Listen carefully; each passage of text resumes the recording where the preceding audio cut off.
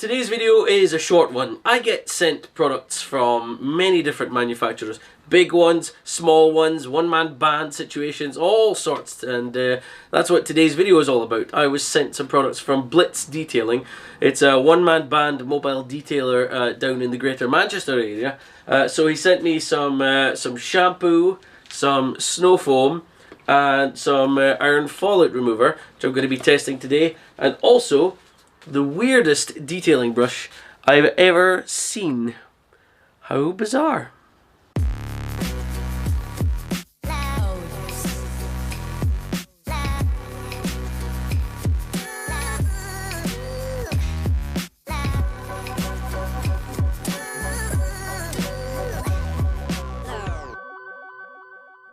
Now obviously, before carrying out any kind of wash process, the car does need a good rinse off with a pressure washer to knock off any loose dirt. The car wasn't particularly dirty, it had been washed relatively recently, and there was some Geon wet coat applied, which is how you can see now there's plenty beading going on, so it's held up relatively well.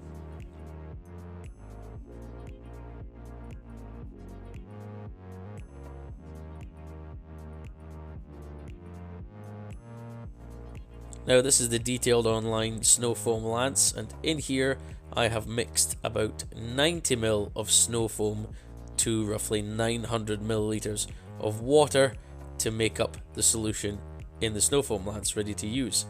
It's a relatively thin product in the bottle, but as you can see here, this is a very thick snowfoam. I was very impressed at just how thick it was. Really surprising considering how runny the product was in its bottle. I did have to be very careful here because the wind was blowing over in the direction of where I am now, and I had to be very careful I didn't turn myself into a snowman.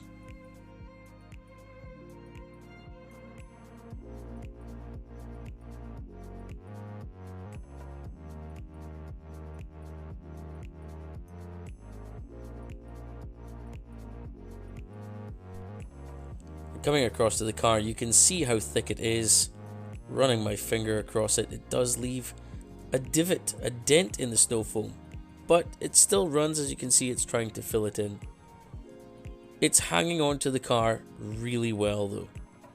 It doesn't want to run away at all, it wants to cling to the bodywork. So if you're looking for that kind of feature in your snow foam, it's definitely a decent snow foam for thickness and clinginess, but you can still see some of it running down the car there.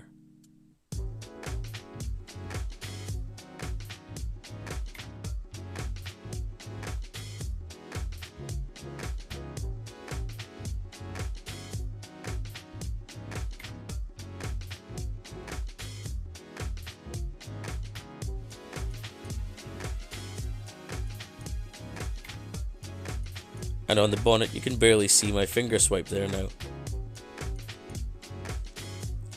So the rinse off was straightforward, it wasn't difficult to remove. Like I said, the car wasn't particularly dirty, but the snow foam did cling for a long time, helping to soak dirt. And it wasn't difficult to remove at all. The car did actually look very good just after the initial rinse off.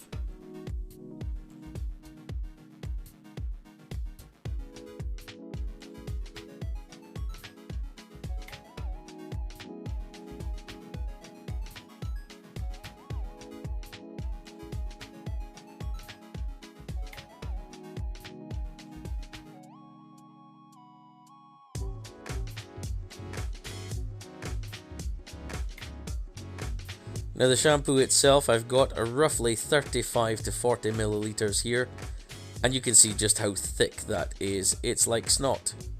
It is all just piling up at the bottom of the bucket. It isn't really dispersing into the water. That is a small concern of mine. It doesn't really make it very easy to mix. Also, trying to remove it from my measuring device here, you can see I've been trying to rinse it out, and it still looks like there's loads of snot at the end of the plastic bottle there. It just wouldn't come off my finger. Still there, Yep, finally gone. So to properly disperse this in the water, you can still see it at the bottom of the bucket there. So I'm using the pressure washer to disperse all that shampoo around the water, and then I'm pulling it out slowly to create some foam, and you can see there is a huge amount of foam there. And that foam lasts all the way through the wash. It does add a good slickness. And if you like foamy shampoos, this is definitely super foamy. I like it because it allows you to see exactly where you washed and where you haven't.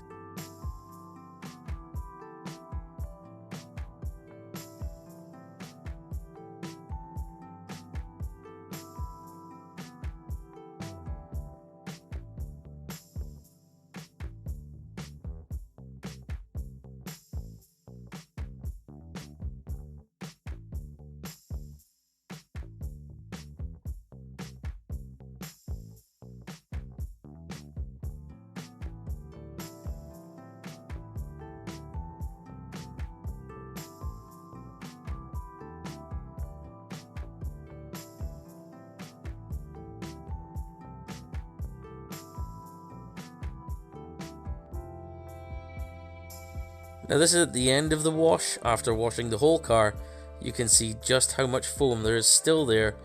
It's a really thick, creamy foam. And there was just loads of it. It didn't want to go away. It wanted to hang around forever. I was trying to scoop it out to find the water, and it took me ages just to try and find where the water started. And honestly, I just gave up. Super thick and super creamy. But again, just like the snow foam, the shampoo is just as easy to rinse off, which is great. No streakiness, and you can see the water beading is really coming through again on the wet coat that was there before. So that's great. We've certainly released and moved as much dirt as we can from the car. Now time to test the Iron Fallout remover. You can see here it's a relatively foamy consistency. It's almost soapy. I'm not a big fan of this nozzle. It is a bit of a cheap nozzle. It's not the best, but at the end of the day, you can always change it for your favorite. And coming back to the wheels, after 5 minutes, you can see the Iron Fallout remover has had a reaction there with the purple coming off the wheels. So that's the rust dissolving from the particles, and you can see the raspberry ripple looking foam running off the car. Alright, so that's the car done. It's super windy out there, and I'm getting myself wet and covered in snow foam and all sorts. It's crazy. Anyway, as far as the products go, the Extreme Iron Fallout remover, which apparently is cherry scented. I can't smell any cherry in there. It just smells like the usual rotten egg Iron Fallout remover, but that's fine. That's what I'm used to. That's what everyone should be used to as far as Iron Fallout removers go. But it's fine. It works well. You can see it on the wheels working. It is a bit kind of foamy, but that's alright. There's nothing wrong with that. The snow foam, I was really enjoying that. I don't think I've ever used quite as thick a snow foam as that. It was super thick to apply on the car. Now, it can be used, according to this, 10-to-1 for a thick blanket of snow foam, or 25-to-1 for a thinner blanket. That's good because obviously you can dial it back. It makes it more cost effective. If you don't need one which is super thick, you're looking for one just to go into a light dusty car, you just want to soak it. That's fair dues. Using this thicker, like I said, I used a lot, but I got a snow foam that didn't want to go away. It was really thick and it wanted to last. And I like thick snow foams. Like I say, I don't think I've ever used one quite as thick as that before. But that's good because it allows whatever product, whatever dirt you've got on your car to soak better. If you went over this, if your car was really filthy, you could go over your car with an APC first, then over with this, and this will stay on the car. It'll stay wet and keep the APC from drying out. So that's a good idea as well. I like it, very thick. And the smell wise, says it's cherry scented. It's kind of not much, but it's okay. But it's interesting that it's a runny product and yet creates a very thick snow foam. So I really like that. That's actually really good. The shampoo, was really weird because it was super thick in the bottle, but by God did it produce loads of foam, and it was creamy suds. Really, really creamy. Some of the bubbles at the top of the bucket were sitting like the bubbles in your bubble bath, you know, where they're kind of big and easy to break up. But as you got deeper into the foam, they were thick and creamy, and they just didn't want to go away at all. And it was a very sudsy shampoo. Smell-wise, it's called Jelly Bean. Oh, I couldn't smell it outside, but yeah, that smells like jelly beans. Oh, I like that. That's nice. They say highly concentrated shampoo. Well, this is where I have an issue with this. Dilution ratios, it doesn't actually say. It says pour 25 to 45 ml into an empty bucket with a grit guard. Good. Finally, I like it. Someone knows about this. Get a grit guard. It's a good idea. And then add water to generate foam. Use more product as required for dirtier cars or for hard water. How much water am I actually using with this? 25 to 45 mils. How much water? 10 litres, 20 litres, 5 litres, 15 litres? I don't know. I usually go for around about 10 to 15 litres in a bucket and then add whatever they say. So this doesn't say how much water you should use. Just add more if it's a filthy car. I don't know. That's the one thing that gets me there, is they should tell you how much water to get the right concentration of product to water, because that does make a difference to shampoos. So that's one thing I would like to see here. But they do also mention using a wash mitt to apply the shampoo onto the car, wash your car, great, and then dry it with a microfiber towel. Great, that's good. Okay, so you're talking about the right kind of things. That's good. Just missing out on how much water you should be using. I'd like to know the ideal dilution ratio, or give us a choice. One for lightly soiled cars and one for heavily soiled cars. But otherwise, it's good. It was super thick in the bottle. I just hit myself in the glasses. One thing which is interesting, this is the snowfoam.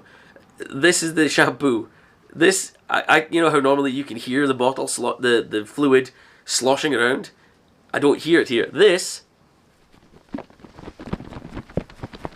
you can hear that kind of, oh no, it's all foamy in there now. But this one, it's like it's not moving. It's the thickest shampoo I think I've ever used. If it's not the thickest, it's like, it's equal with the other thickest. It just comes out. Oh, I've got a thing here. I'll use this. It just comes out like molasses. If I don't squeeze the bottle, right, there you go. It's like snot. It just dribbles. And if you squeeze it, okay, it comes out more. But if you don't squeeze it, it just, oh, it's so slow and it's so thick. Now it's that green snot colour as well. I got no issue with that. I say it smells nice. I like the smell of it. But it's super, super, super thick. So when I was putting it into the bucket, you could see it sank to the bottom of the bucket. And it just sat there. And it didn't disperse into the water. So if you're going to use this, I would recommend that you make sure that you mix it up. I stuck my pressure washer in there and then made sure that it was getting blasted around the water and getting dispersed into the water. But if you just pour this into a bucket and then start using it, the shampoo is not going to get into the water. So as much as it's nice to be thick, it's also a good idea to make sure you swill it around, stir it around, get your pressure washer in there and get the water moving around and get this shampoo into the water and get it mixing properly. That's the only kind of drawback to having a super thick product like that. But otherwise, they're fine products, absolutely nothing wrong with them. So if you want to check them out, I will leave a link to the website down below in the description, so you can go and check them out if you want. Also, if you want to get yourself your hands on some Specky merch, make sure you also look down in the description below. I'll leave a link to my Teespring store if you want to support the channel. I've got stuff that has the logo, I've got stuff that doesn't if you want to support the channel but don't want to be talking about it to your friends and family, wearing them all the time. But yeah, certainly go and check that out. Anyway, in the meantime, that's all for now. If you enjoyed this video, please smash that like button. If you are new here, make sure you subscribe and also ring the notification bell so you don't miss my next video uploads. In the meantime, I've been Specky. Thank you very much for watching, and I'll see you in the next video.